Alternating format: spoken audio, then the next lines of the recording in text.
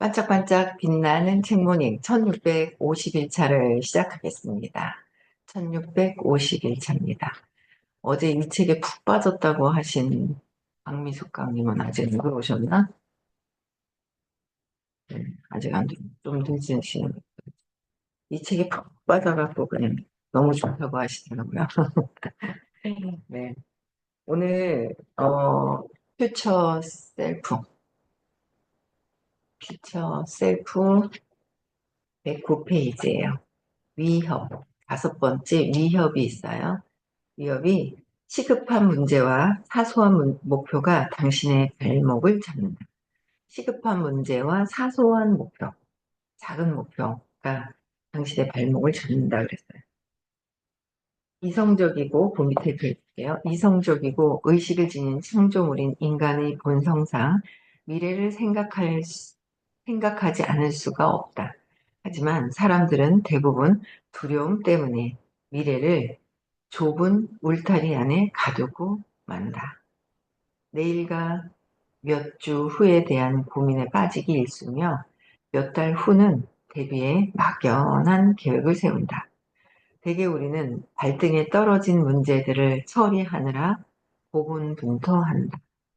그래서 지금 순간 너머를 바라보기 어렵다. 하지만 더 먼 미래를 깊이 생각할수록 원하는 모습으로 만들 능력은 더욱 향상된다.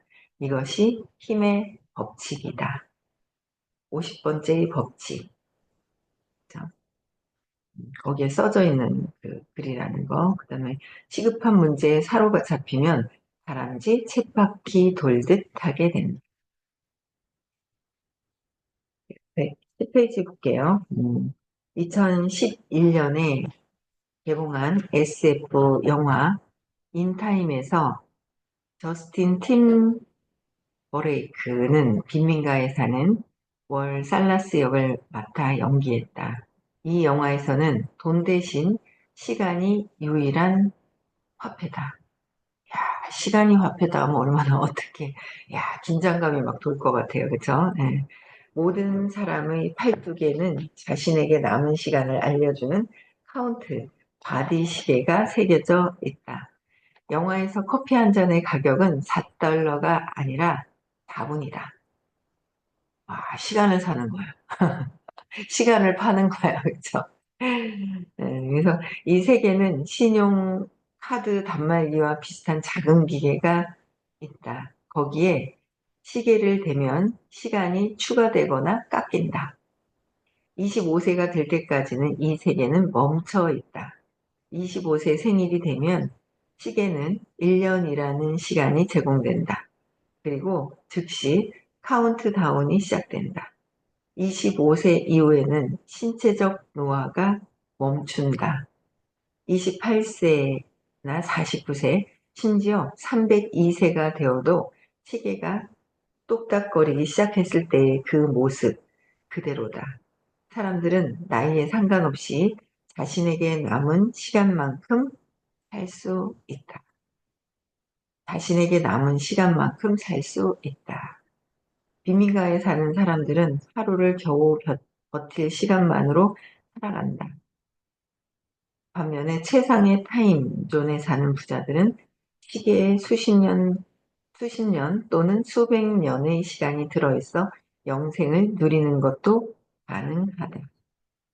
최상의 타임존에 사는 것. 빈민가에 사는 사람에게는 교대 근무를 마치고 받는 시간이 자신에게 남은 생명이다. 그들은 다음날 교대 근무가 끝날 때까지 살 수 있을 정도의 시간만 받는다. 다음날 교대 근무가 끝날 때 그 다음날 생존할 시간이 시계에 채워진다. 빈민가 사람들은 하루의 생명을 연장하려고 일자리에 얽매여 있다. 그들은 위험한 일도 마다하지 않고 필사적으로 하루의 시간을 더 얻으려 한다. 그들의 시계에 남은 시간은 대부분 24시간이 채 되지 않는다. 더 이상 미래를 만들기 위해 고민하거나 전략을 세울 충분한 시간이 없다. 이 영화에서는 시간을 다 써서 시계가 멈추면 죽는다. 거리 곳곳에는 길을 가다가 갑자기 쓰러져 죽는 빈민가 사람들의 시신이 널려 있다. 하루하루 생존을 위한 필사적인 질주가 펼쳐진다. 그런 삶에 번영은 없다. 영화에서 사기 타임 존 사람들은 높은 경제적 지위를 누린다. 그들은 좋은 직장에 다니며 여유 있는 생활을 한다. 빈민가에서 벗어나 하위 중산층 타임존으로 진입하는 비용은 1개월의 시간이다. 하위 중산층에서 중산층 타임존으로 진입하는 비용은 2개월의 시간이 있다. 중산층에서 상위 중산층 타임존으로 진입하는 비용은 6개월의 시간이다. 상위 중산층 타임존에서 벗어나 상위 0.0001% 부자들이 모여 사는 뉴 그리치로 입성하려면 1년이란 시간을 지불해야 한다. 시간을 벌어야 되겠네요. 그죠? 지불해서 그래도 0.0001% 부자 안으로 들어가려면 또 시간을 계속 벌어야 돼요. 네. 각 타임존에서 생활하는 비용은 상위로 올라갈 때마다 급격하게 상승한다. 뉴 그라니치의 식당에서 한 끼 식사를 하려면 한 달 이상의 시간을 비용으로 내야 한다. 집값은 몇 년 또는 몇십 년이다. 상위 타임존으로 이동하려면 높은 생활 수준을 감당할 수입이 필요하다. 빈민가에 사는 사람이 한 달 정도의 시간을 모으는 일은 거의 불가능하다. 25세가 막 지난 사람들이 상위 타임존으로 이동하는 일도 드물다. 그렇게 하려면 가족을 버려야 하기 때문이다. 윌의 가족은 빚이 너무 많아서 윌이 25세 생일에 받은 시간은 일주일 만에 바닥나 버렸다. 흥미로운 점은 상위 타임존에서는 모든 게 느리게 느껴진다는 것이다. 그곳의 사람들은 엄청난 양의 시간이 있기 때문에 서두르는 법이 없다. 반대로 하위 타임존의 사람들은 시간이 너무 적어서 언제나 서두르고 분주하다. 이는 매우 스트레스를 받는 삶이다. 이 SF 영화에서처럼 대부분의 인간은 단기적인 목표를 추구한다. 음식을 먹고 청구서를 결제하고 직장에 가고 아이들을 학교에 데려가고 타이어를 교체하고 양치질을 하는 등 눈앞에 닥치는 일을 처리하는 게 대부분의 행동이다. 하루살이 인생이 따로 없다. 기껏해야 한 달 정도를 미리 계획해 가끔 휴가를 가는 정도다. 1906년 저널리스트 일프레드 할리 루이스는 인류와 무정부 상태 사이에는 단지 9끼니밖에 없다라고 말했다. 많은 사람이 고작 9끼니 정도만 비축해 놓는다. 대부분은 6개월치의 식량이 없다. 또한 12개월 안에 생길 수 있는 위급 상황에 대처할 자금이 없다. 사람들이 하루하루 근근히 살아가는 이유는 목표가 하루를 보내는데 맞춰져 있기 때문이다. 직장에 가고 점심을 먹고 하루를 마무리하고 주말을 보내고 청구서를 결제한다. 많은 사람이 추구하는 미래는 단 한 걸음 앞이며 생존 모드에서 벗어나지 못하게 설계된 시스템에서 사는 것처럼 느낀다. 하루하루 살아가는데 초점을 맞추면 늘 급할 수밖에 없다. 단기적인 목표를 추구하면 시간은 쏜살같이 지나가 버린다. 쳇바퀴를 도는 다람쥐처럼 오랜 시간 많은 생활 에너지를 소비하지만 앞으로 나아가지 못한다. 쳇바퀴 같은 하루하루를 살아가는 사고방식에서 벗어나려면 초점을 바꿔야 한다. 더 원대한 미래와 연결하죠. 지금 쭉 봤던 게 쳇바퀴 같이 그날그날 그때그때 눈앞에 보이는 것만 생활을 하면 벗어나지 못한다는 거죠. 그래서 이 사고방식에 벗어나려면 초점을 바꿔야 된다는 거예요. 내가 보고 있는 그 초점, 네, 관점을 바꿔야 한다는 거죠. 그래서 더 원대한 미래와 연결하라. 더 원대한 큰 꿈을 꾸고 미래에 어떻게 될 것인지 목표를 더 장기, 중기, 단기, 하루하루 그때만이 아니라 그죠? 미래의 나를 진지하게 바라보고 투자와 배움을 시작한다면 5년 후 당신은 어떤 위치에 있을까? 5년 후에 당신을 바라본다면 5년 후에 나는 어떻게 될까? 내가 64살 되면 어떻게 돼 있을까? 좀 이제 여유 있게 쉬려나? 아리냐고 놀러 다니나? 여행 다니고 있나? 어떻게 하고 있을까? 5년 뒤에 나의 모습이죠. 이제는 스님께서 3년 정도 집중을 하면 달라질 것이다. 그러셨어요. 그래서 3년을 집중하는 거죠. 일에 완전 몰두하는, 정신없이 딴 데 보지 않고 몰두를 하는 거예요.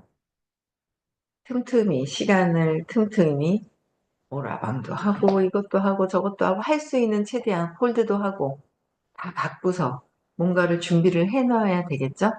해놓고 최대한 3년 동안 이제 집중을 하면 달라질 것이다 라고 하셨어요. 5년 후에 나는 내가 어떻게 될 것이다. 디멜리트 되어 있고 선생님이 베라 플랫폼으로 해서 적어도 1억은 번다라고 하셨으니 5년 뒤에는 내가 2천만 원이 될지 5천만 원이 될지 1억이 될지 그거는 여러분들이 상상을 해야 되죠. 상상은 자신감에서 나오는 거. 그 자신감은 내가 이 원대한 미래를 그릴 때, 그쵸? 그려지죠. 안 그려지는 거는 어릴 때 트라우마 때문에 그런 거예요. 어, 얘기를 하다 보니까 누가 전화가 왔었는데 제가 너무 바빠갖고 통화를 못했네. 하루 지나버렸네. 이틀 지난 것 같은데, 그쵸? 네. 그래서 5년 후에 당신, 그쵸? 내가 어릴 때 어떤 또 궁금한 것들이 또 전화가 왔던 것 같아요. 그래서 어릴 때 내가 어떤 상처와 사건이 있었느냐, 신념이 있느냐에 따라서 다르다라는 거예요. 그쵸? 그래서 찾아서 자꾸 해결을 해야 되는데, 저도 자존심이 되게 상했던 거. 아, 내가 이거를 못한단 말이야? 이걸 드러내야 된단 말이야? 자존심 상하고 자존심은 수치스러움과 같다 그랬거든요.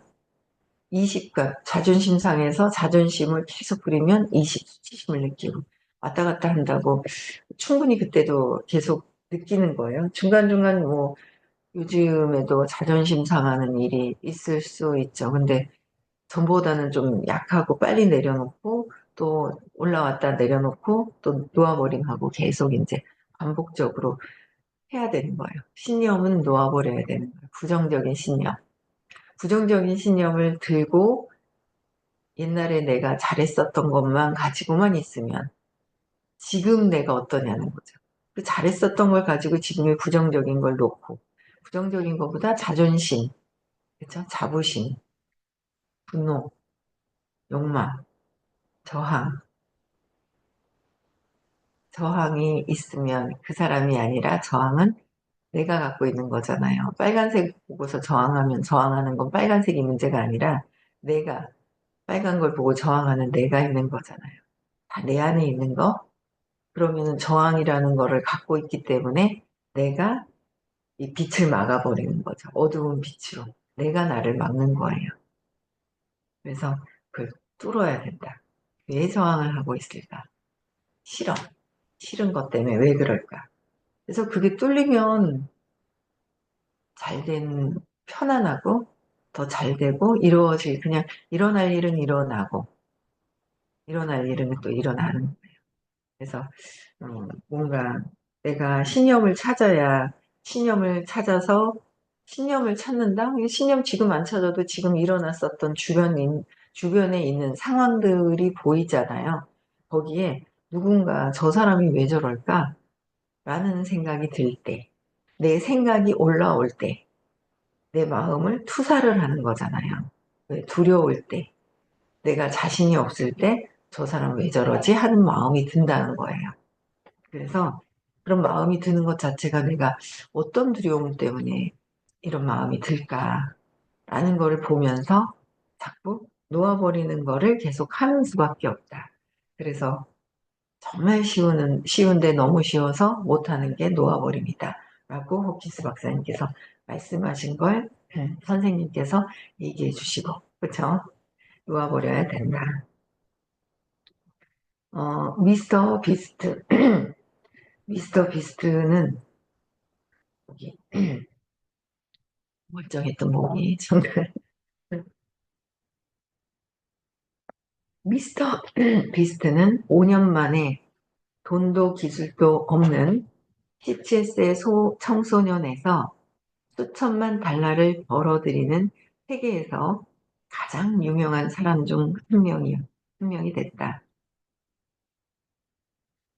2024년 5월 기준으로, 작년 5월 기준이죠. 아직 1년도 안 된 기준에서 세계 1위 유튜버이다.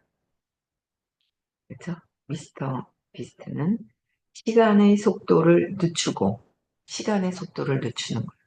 그리고 진정한 발전을 하려면 시각을 시각을 바꿔서 훨씬 더 원대하고 먼 미래를 생각해야 한다.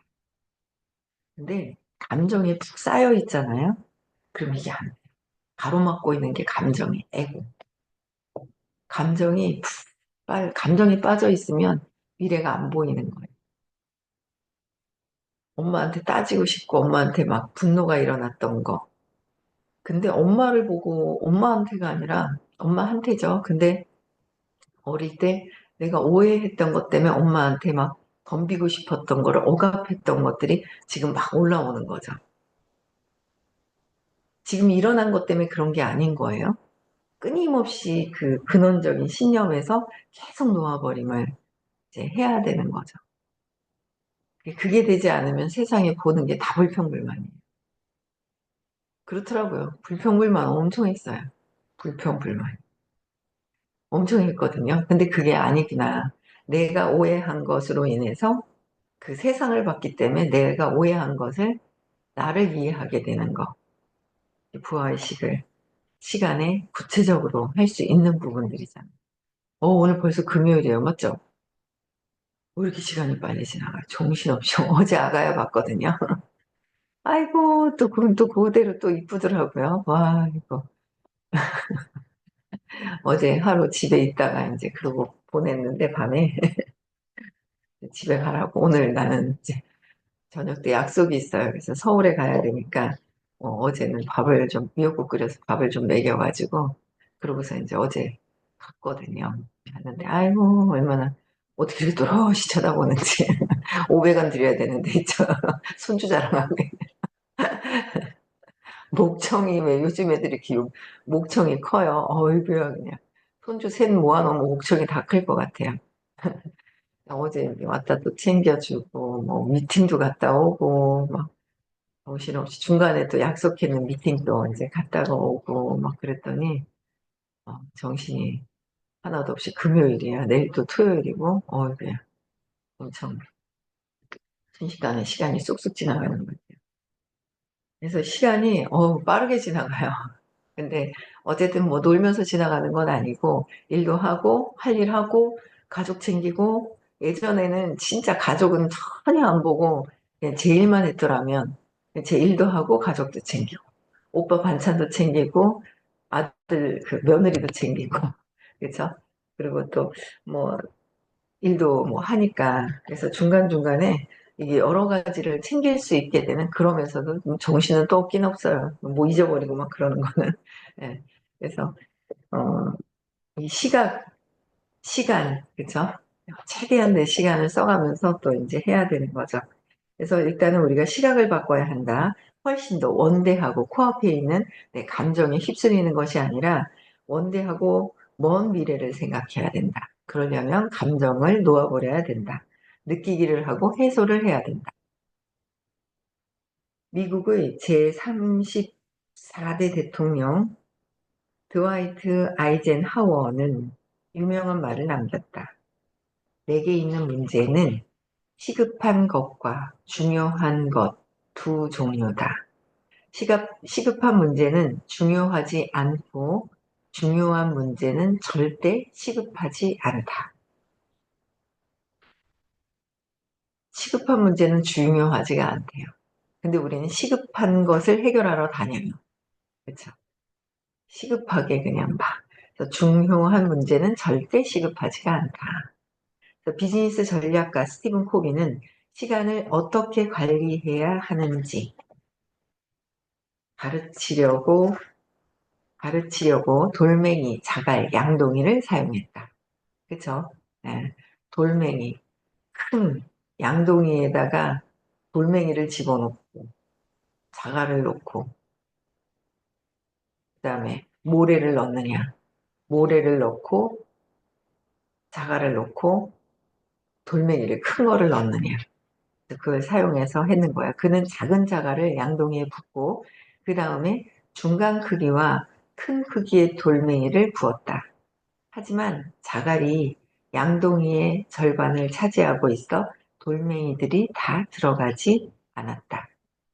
호비는 양동이를 비우고 다시 시작했다. 이번에는 중간 크기와 큰 크기의 돌멩이를 먼저 부었다. 그 다음에 자갈을 쏟으니 자갈이 돌멩이 사이사이의 공간에 채워졌다.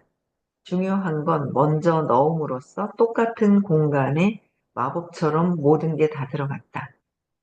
자갈을 먼저 붓는 행동은 사소한 일들에 집중하는 것을 말한다. 이런 거, 저는 이거 지금 하고 있는 일을 하면서 이거를 영상을 보고 알게 됐거든요. 이거 학교 다닐 때도 이런 거 일부러 일찍 알려주면 참 좋을 텐데. 학교 다닐 때. 성인이 돼서 알았어요. 30이 넘어가지고. 30대에 알았던 것 같아요. 그래서 코비는 양동이가 우리의 시간이라고 말했다. 중간 크기와 큰 크기의 돌멩이는 인간관계, 계획, 배움, 건강 등 중요한 일이다. 자갈은 이메일 확인이나 모임 참석 등 시급한 일이다. 중요한 일보다 시급한 일을 먼저 할 때 우리는 결코 중요한 일을 하지 못한다. 극작가 메러디스 윌스는 내일 충분히 모으겠다고 생각하면 아무것도 모아놓지 않은 어제밖에 남지 않을 것이다 라고 말했다. 다람쥐 쳇바퀴에서 탈출하는 유리한 방법은 중요한 일에 우선순위를 두는 것이다. 중요한 일이 무엇인지를 적어볼 필요가 있죠. 나에게 중요한 일은 무엇일까? 우선순위를 정해보는 게 되게 중요해요. 중요한 거, 금방 해야 될 거, 사소한 거, 그런 것들을 이렇게 적고. 예전에는 스케줄 노트를 쓰니까 색깔을 칠하고 5가지 영역을 골고루 해야 된다라는 이야기를. 인간관계 참 중요하죠. 코앞에 있는 거, 막 매출 올리는 거. 인간관계 중요한 것을 하고 나면 신뢰가 쌓이기 때문에 뒤에 일어나는 거는 자동으로 또 저절로 일어나거든요. 그래서 어, 중요한 것이 무엇인지를 먼저 이렇게 구분을 해보는 게 굉장히 중요하고요. 시간이라는 것을 양동이를 비교를 해서 했는데 어, 의식 수업을 듣고 차원을 더 높이다 보면은 시공간도 없다라고 얘기하시죠. 아직까지 거기까지는 가진 않았지만 아, 이 분리된 세상에서 빛이구나라는 걸 경험을 하면 진짜 시공간이 없는 것을 경험할 것 같아요. 근데 그건 이해는 이렇게 가는데 경험은 하지 못했어요. 그래서 어쨌든 우리는 지금 현재에서 우리는 거기까지 깨닫지 못했기 때문에 지금 내가 해야 될 것들이 어떤 일들인지를 한번 저도 한번 적어봐야 될 것 같아요. 쭉 적어보고. 그랬을 때는 내가 6개월 뒤, 1년 뒤, 5년 뒤에 목표를 가지고 거기에 관련된 것들을 지금 무엇을 해야 되는지를 다 적어보면 될 것 같아요. 저도 너무 코앞에 있는 거, 다람쥐 쳇바퀴 돌듯이 계속 했던 거. 그런 것들이 계속 있는 거예요. 근데 이게 여기서 각성돼서 여기서 빠져나오려면 의식이 초점, 관점이 달라진다는 거는 의식의 관점, 의식의 차원이 달라져야지 관점이 달라져요. 그래서 오늘도 저는 사람들 책받기부터는 내일 하고요. 의식 수업을 듣다 보면 각성되고 내가 빠져나올 일들이 많다는 거죠. 빠져나오게 돼요. 관점이 달라지기 때문에. 오늘은 영화 얘기라든지 이런 것들이라서 그냥 쭉 계속 읽었어요. 그래서 내일은 이제 1651일차는 내일 또 나가고요. 음, 시간을, 시간을, 커피, 내일 4분 시간을 팔고 산다. 어이구야. 소름 끼칠 것 같아요. 그죠? 참 죽은 날이 정해져 있다지만 몰라서 다행인 것 같아요. 그렇죠?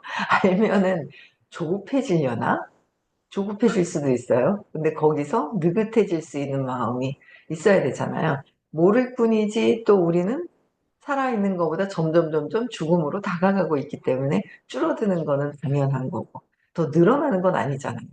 줄어드는 건 당연하고 근데 지금 당장이 아니라 감정도 놓아버릴 건 놓아버려야 되는데 놓아버리지 않으면 다음 생에 그걸 그대로 가지고 가는구나 라는 거를 굉장히 어, 알겠더라고요. 그냥 그래서 지금 최대한 해결하고 가는 거 그리고 주변 사람들과 친절하게 지내고 가는 거. 투사하지 않고, 내 두려움 때문에 바깥 세상에다 투사하지 않고, 그냥 친절하고 세상에서 그냥 내가 할 도리만 제대로 하면 될 것 같아요. 그쵸? 네. 오늘 여기까지 하고요. 내일은 서울에서 벌써 또 수업을 하는 날이고요. 다음 주 화요일은 부산으로 갑니다. 그래서, 네. 5월 12일 입금하는 날이고요. 깨달음 시크릿, 그냥 시크릿이 아니에요. 깨달음 시크릿 5월 31일, 6월 1일 날 깨달음 시크릿 합니다. 네, 운서가 해제시켜 주시고요. 네, 인사하고 마치겠습니다.